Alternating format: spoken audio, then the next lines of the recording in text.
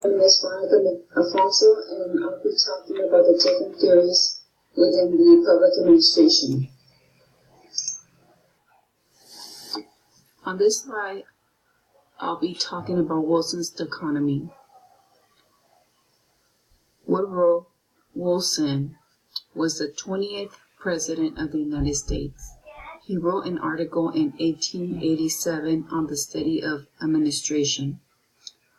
He felt that there should be a separation between politics and administration.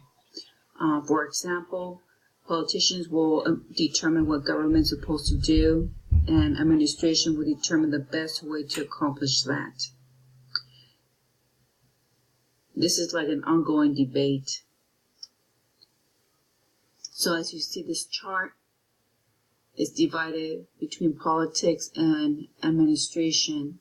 Politics deals with the expression of the will of the people, and administration deals with the execution of the will of the people.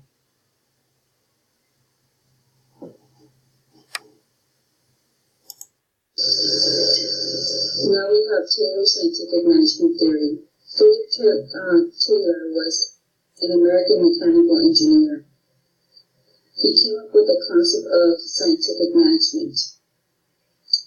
He first focused on individual workers, designing detailed measurement of time and motion to see how the workers might become more efficient. Time and motion studies fixed performance standards. He fixed performance standards for time, cost, and quality of work, which leads to uniformity of work.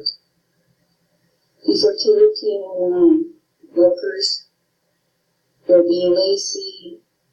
There was a lot of lack of motivation. Managers and workers had minimal interaction during that time.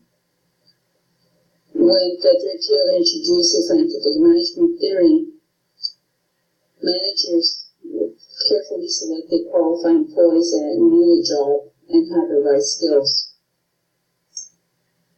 Taylor provided guidance to managers throughout the organization, and managers ensured workers were doing their job. This scientific management theory helped the organization be efficient. Okay, so let's talk about Luther Gulick's theory. First of all, Luther Gulick was an American political scientist. He was known as an expert on public administration. He noticed that organizations were unorganized, had no design for control, and needed improvement with the administrative structure method. So he came up with a plan called POSCOR. POSCOR stands for Planning, Organizing, Staffing, Directing, Coordinating, Reporting, and Budgeting. Basically, this plan helped organizations be more efficient.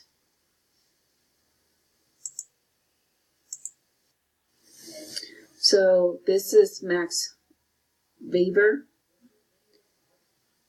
and he was a German sociologist. He felt there was ways to improve the structure of large-scale organization known as the bureaucracy. So according to Weber, bureaucracy meant any large organization, public or private, characterized by a clearly defined hierarchy of impersonal office and employment of qualified people. So in order for the organization to run successfully, it needs all 7 characteristics.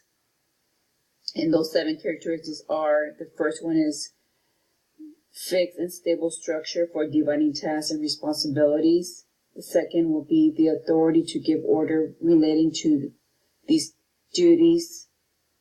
Third will be only people who are qualified to do the work are employed in order to provide consistent and ongoing accomplishments. The fourth will be system of graded authority, hierarchy in which each level of organization from the bottom to the top is supervised by the next higher level. The fifth will be management. It's based on written records and documents to keep track of correspondence and decisions, which you need that. A person that's responsible of keeping track of everything. 6, office management is based on expert training. 7 is working in a bureaucracy. Bureaucracy is a vocation and profession. So there's examples of bureaucracy in public sector will be Social Security, the public universities, U.S. military, law enforcement, and when it comes to the private sector will be GM and Union Pacific Railroad. And that's all I have for Max Weber for now. Now we have Mary Parker Follett. Was born in 1861 in Quincy, Massachusetts. She was the first woman invited to address London School of Economics. It was very difficult for back then for women to have the opportunity to advance. She was a social worker and management consultant and pioneer in the field of organization theory and organization behavior. She is known for her management theory. She strongly believes employees can make decisions, be owners, and especially be leaders. She believes working together as groups can help create new ideas and become more proactive.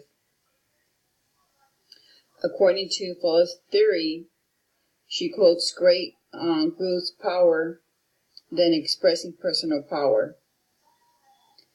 A current example will be Apple giving their employees the opportunity to advance within the company and making them leaders.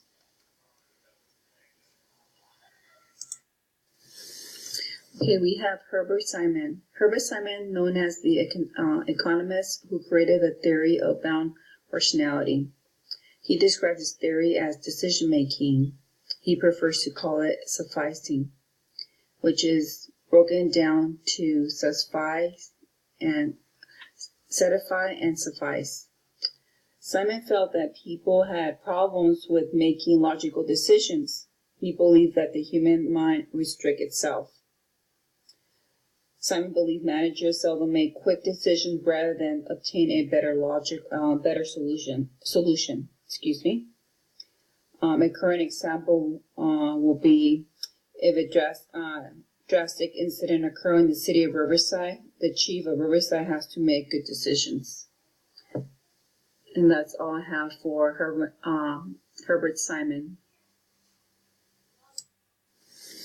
So this completes my presentation. Thank you.